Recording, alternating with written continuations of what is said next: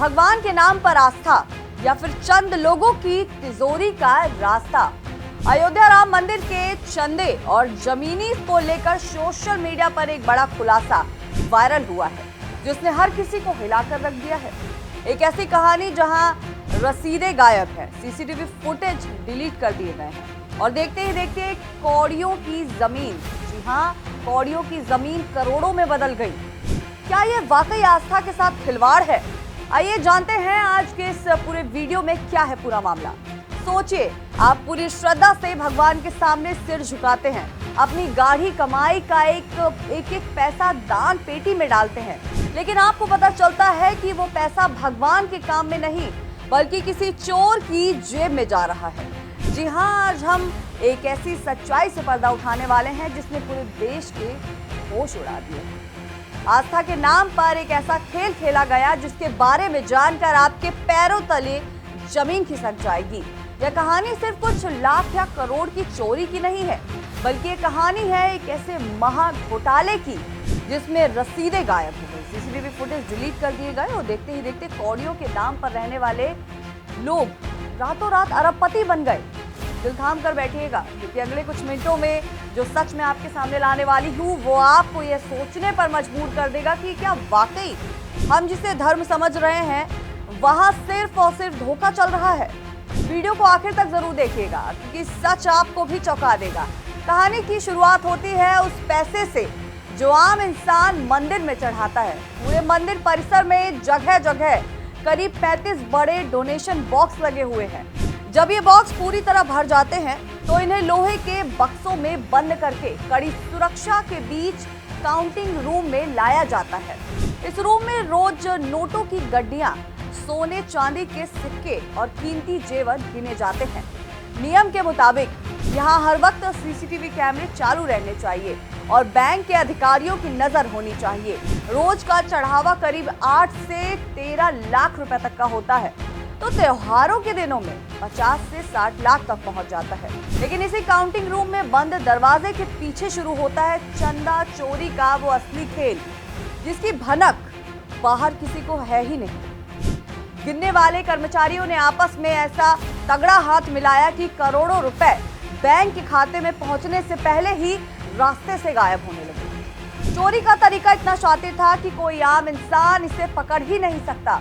नोटों की गिनती इस वक्त कर्मचारियों को 10-10 गड्डियों के बंडल में बनाने थे, लेकिन ये लोग चालाकी से हर बंडल में 12 से 13 गड्डियां डाल देते थे और कागजों पर सिर्फ 10 गड्डी ही दिखाते थे। बाद में इन एक्स्ट्रा गड्डियों को चुपचाप निकालकर आपस में बांट लिया जाता था।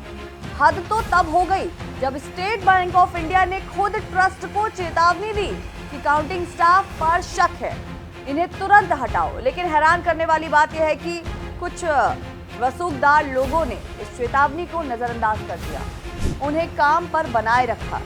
जिन लोगों की महीने की तनख्वाह सिर्फ 14,000 रुपए थी, वो कुछ ही महीनों में आलीशान बंगलों में, फार्म हाउस और करोड़ों की गाड़ियों के मालिक बन गए।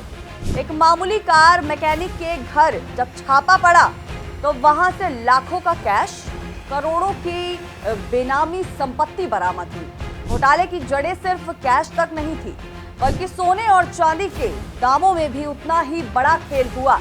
जनवरी 2021 में कुछ श्रद्धालु बड़ी उम्मीद और श्रद्धा के साथ 210 किलो चांदी के ईंटें दान करने पहुंचे, जिनकी कीमत लगभग होगी 1 करोड़ रुपए तक।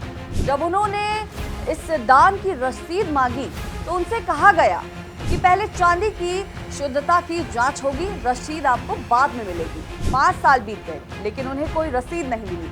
कहानी में सबसे बड़ा सस्पेंस तब आता है जब पता चलता है कि आज उन चांदी के ईंटों का कोई अता पता ही नहीं है।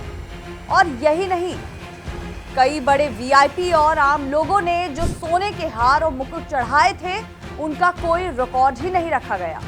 जब इस बात का विरोध मंदिर में किया गया, एक ईमानदार अकाउंट इंचार्ज ने किया, तो उसे नौकरी से निकाल दिया गया। सबूत मिटाने के लिए पिछले 7-8 महीने से पूरी सीसीटीवी फुटेज ही गायब कर दी गई। इस पूरे मामले का सबसे बड़ा और चौंकाने वाला हिस्सा था लैंड डील, यानी जमीनों की हेराफेरी।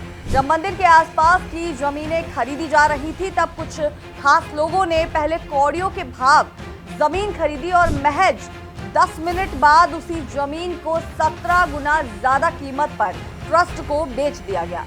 2 करोड़ की जमीन, जी हाँ 2 करोड़ की जमीन सिर्फ 10 मिनट में 18.5 करोड़ की हो गई।